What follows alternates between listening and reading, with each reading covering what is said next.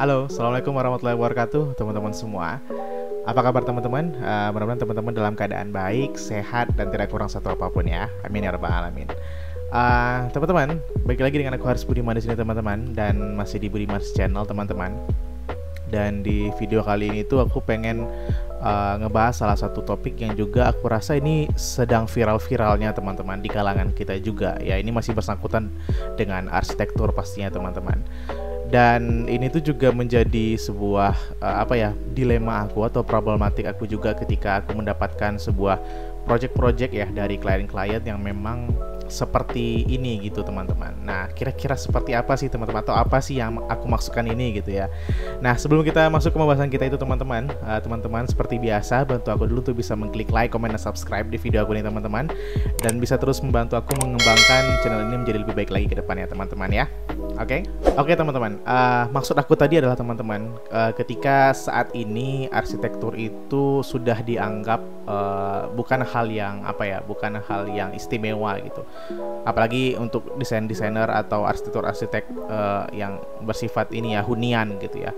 Karena kebanyakan teman-teman aku mendapati klien-klien di lapangan itu justru sekarang sudah semakin cerdas gitu, semakin aware gitu terhadap desain-desain yang sekarang itu ada kata kuncinya teman-teman, yaitu estetik gitu ya. Nah itu tuh menjadi sebuah kata kunci yang selama ini aku dapatkan teman-teman. Jadi ketika aku dapat klien, kemudian ketika ditanya ingin desain seperti apa, ya jawabannya tuh selalu seperti itu teman-teman, berkutat di jawaban ya pengen desain yang estetik gitu, yang kekinian gitu. Nah kata-kata estetik ini sekarang menjadi sebuah keyword teman-teman di kalangan banyak orang mengenai desain arsitektur, terutama desain rumah ya teman-teman ya. Nah setelah aku pelajari lebih jauh teman-teman, seperti apa sih desain yang estetik ini gitu ya. Nah ternyata teman-teman, desain yang estetik ini, desain yang dimaksud estetik ini adalah desain-desain yang ala-ala Jepang gitu teman-teman, yang ada unsur-unsur kayunya, kemudian juga warnanya itu warna-warna pastel, dan ada taman-taman keringnya, ada taman hijau yang di tengah-tengah rumah ya, dan seterusnya lah gitu teman-teman, yang bersifat seperti itu gitu. Nah setelah ada kata kunci ini teman-teman, kemudian beberapa klien itu juga memberikan aku referensi mood mereka gitu teman-teman. Jadi sekarang itu klien datang sudah paham gitu bahwasanya mereka harus membawa referensi atau harus melihat beberapa referensi yang mereka mau gitu. Nah kebanyakan yang aku temukan teman-teman, klien-klien yang datang ke aku lagi itu membawa referensi dari Pinterest gitu teman-teman. Nah ini sebenarnya sebuah hal yang bagus sebenarnya teman-teman ya, dan justru sangat membantu si arsitek untuk bisa mengetahui apa sih keinginan dari klien itu sendiri gitu. Namun ada kekurangan dari sisi teman-teman, dari sisi pertimbangannya gitu. Karena memang akan sangat sulit teman-teman ketika kita mendapatkan klien yang benar-benar ingin kekeh ya, benar-benar ingin plek-plekan meniru desain dari Pinterest ini gitu, yang bergaya estetik tadi ya teman-teman ya. Tapi aku tidak menyalahkan mereka di sini teman-teman, dikarenakan memang tugas arsitek di sini harus juga mengedukasi kliennya gitu. Dikarenakan ketika kita berdiskusi ya, ketika kita meeting pertama dengan klien, kemudian klien memberikan mood board yang seperti itu ya, kemudian juga dengan keyword estetik tadi dan seterusnya tadi, kita sebagai seorang arsitek harus kembali menjelaskan teman-teman kepada klien tadi, atau kepada teman-teman sendiri yang mungkin notabene sekarang masih berpikir bahwasanya desain estetik itu adalah desain yang kekinian gitu, desain yang viral sekarang gitu. Jadi ketika aku ingin punya hunian nanti, ketika aku ingin punya kamar atau ruangan sendiri, ya aku ingin desainnya seperti desain-desain yang estetik gitu, yang ada meja kerjanya, kemudian juga ada hambalan-hambalan di depannya, kemudian juga ada buku-buku di sampingnya dan seterusnya lah gitu teman-teman, yang bersifat estetik tadi gitu, dengan material-material kayu, material-material yang warna-warna pastel dan seterusnya gitu. Nah di sini tugas kita teman-teman, tugas seorang arsitek atau tugas seorang desainer untuk bisa mengeducate ya kliennya dengan cara memang mengatakan bahwasanya desain ini bisa kita pakai gitu sebagai acuan atau referensi saja gitu, tapi tidak plek-plekan kita pakaikan betul seperti ini di ruangannya bapak ibu atau kakak atau abang lah seterusnya gitu ya. Nah, ini menjadi sebuah teman-teman ya, momen yang penting sekali teman-teman, karena ketika kita membicarakan hal ini dengan klien, otomatis kita harus memiliki teknik yang baik dalam berkomunikasi dengan klien teman-teman. Jangan sampai apa yang mereka inginkan tadi ya tidak bisa kita wujudkan secara real gitu dengan apa yang mereka impikan atau imajinasikan sebelumnya, bahwasanya rumah mereka akan bergaya seperti ini dan seterusnya gitu.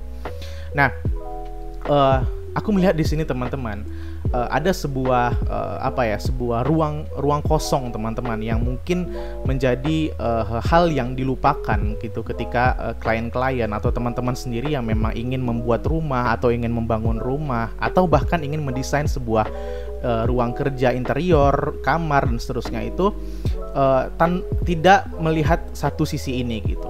Satu sisi yang aku maksud ini adalah ketika sudah sesuai belum dengan kebutuhan kita dan juga sudah sesuai belum dengan keadaan lingkungan kita teman-teman. Nah, kebanyakan gini teman-teman, kenapa aku mengatakan seperti ini? Karena ketika seorang klien datang kemudian juga langsung memberikan referensi ingin membangun rumah yang fasadnya seperti ini gitu, dengan gaya Skandinavia, kemudian dengan gaya American klasik dan seterusnya gitu.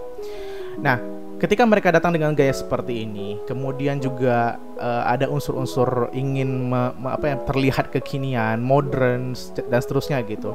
Nah, kita sebagai seorang arsitek atau sebagai seorang calon arsitek itu harus mengatakan bahwasanya setiap desain itu memiliki keistimewaan teman-teman. Jadi ketika klien datang dengan gaya dengan referensi desain seperti itu, kita bisa menjelaskan bahwasanya boleh ibu dan bapak ingin rumahnya seperti ini gitu. Tapi akan lebih baik gitu ketika kita berikan dulu ruang untuk bisa melihat sekitar kita gitu, melihat sekitar kita, kemudian juga menciptakan sesuatu yang autentik teman-teman. Nah, ini merupakan kata kunci yang aku sebutkan tadi, yang di skip gitu sebelum masuk ke kata kunci estetik tadi, yaitu autentik. Karena setiap karya arsitektur itu pasti autentik teman-teman. Jadi ketika ada klien A datang dengan klien B datang, itu pasti output dari desain yang dikeluarkan oleh seorang arsitek pasti berbeda teman-teman. Jadi tidak bisa disamakan antara satu orang dengan orang lain, kebutuhannya, kemudian juga site-nya juga pasti berbeda teman-teman. Karena masing-masing site itu pasti juga mempunyai keistimewaan alami, bahkan ada juga yang mempunyai keistimewaan buatan dan seterusnya gitu. Jadi berikan ruang kepada arsitek kita atau kepada seorang desainer itu untuk bisa berekspresi juga teman-teman. Karena ketika seorang arsitek melihat suatu studi kasus baru gitu di site bapak ibu atau di site klien ini gitu, dia akan memberikan kreativitasnya lagi di site itu gitu. Dia akan memutar kepalanya lagi untuk bisa meng-create sesuatu yang sesuai dengan kebutuhan klien tadi gitu. Sehingga klien itu sebenarnya tidak perlu khawatir gitu ketika meng-hire seorang arsitek, karena ketika dia sudah dilabeli sebagai seorang arsitek, maka dia akan menjadi problem solver dari kebutuhan, dari segala sesuatu yang ingin kita masukkan ke dalam hunian kita ini gitu, atau ruangan kita ini gitu. Maka dari itu kita harus mendengar dan memberikan ruang kepada si arsitek untuk bisa menganalisis dulu, kemudian memberikan pertimbangan-pertimbangan tertentu terhadap bangunan ini gitu. Sehingga ketika seorang klien itu diberikan hal seperti itu, dia akan juga ikut teredukasi teman-teman. Dia akan menjadi seseorang yang bisa menceritakan gitu bahwasanya desain rumah dia itu dibangun dengan filosofi ini, dengan pertimbangan ini dan seterusnya gitu. Jadi semua sisi yang ada di rumah itu akan menjadi sebuah ruang yang sejatinya memiliki pertimbangan-pertimbangan, memiliki azas ya, kenapa ruangan ini dibuat seperti ini dan seterusnya teman-teman. Dari situlah yang aku sebutkan dengan autentik tadi teman-teman. Jadi perlu kita lihat lagi satu ruang ini teman-teman, yang kita lupakan sebelum kita lompat kepada desain-desain yang estetik sekarang gitu ya, yang banyak ada di Pinterest, kemudian juga ada di Reels Instagram, di TikTok, yang banyak sekali itu rumah-rumah estetik sekarang yang bergaya Jepang, kemudian juga memakai unsur-unsur kayu, banyak ruang terbuka dan seterusnya gitu. Tapi di satu sisi aku tidak menyalahkan itu gitu teman-teman. Tapi di sisi lain ada hal yang harus juga kita pertimbangkan, bahwasanya setiap desain yang dilahirkan itu harus sesuai dengan kebutuhan, harus sesuai dengan jati diri pemiliknya, harus sesuai dengan bahkan perilaku gitu, perilaku pemiliknya itu sendiri gitu.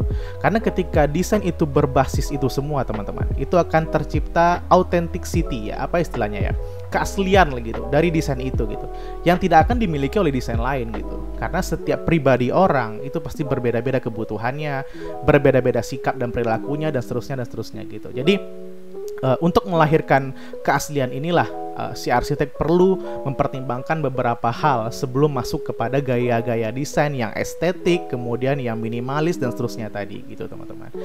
Ya, mudah-mudahan video ini bisa menjawab dan meringankan sedikit beban pikiran aku ya, bahwasanya banyak juga di luar sana yang datang klien-klien ke aku ingin membuat desain rumah bergaya ini, kemudian fasadnya bergaya estetik dan seterusnya ini gitu.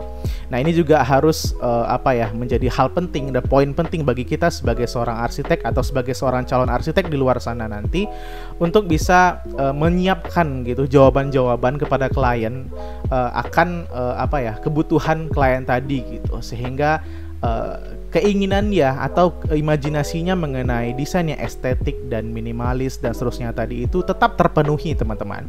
Namun idealisme arsitekturnya, authenticity arsitekturnya, keaslian arsitekturnya itu tetap terjaga gitu, sehingga desain itu menjadi sebuah karya yang bisa dipertanggungjawabkan nanti di kemudian hari gitu. Jadi tidak hanya sekedar mengikuti tren dan seterusnya gitu teman-teman.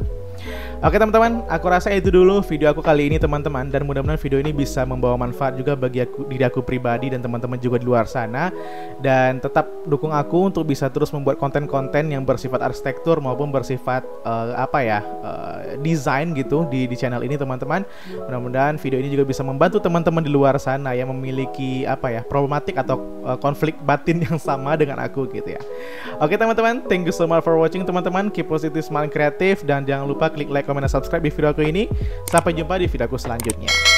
Dah.